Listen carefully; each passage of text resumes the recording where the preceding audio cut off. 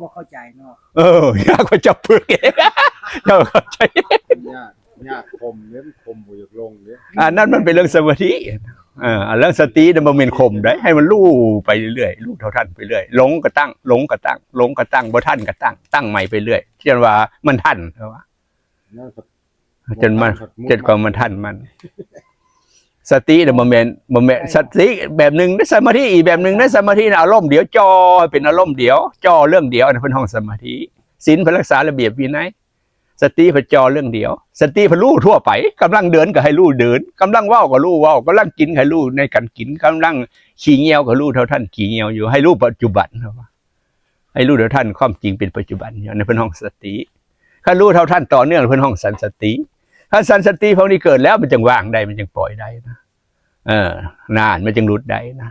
ขั้นหลายขึ้นเป็นมหาสติเป็นห้องพระหันนะเป็นพระหันแล้วนะมหาสติมหาปัญญา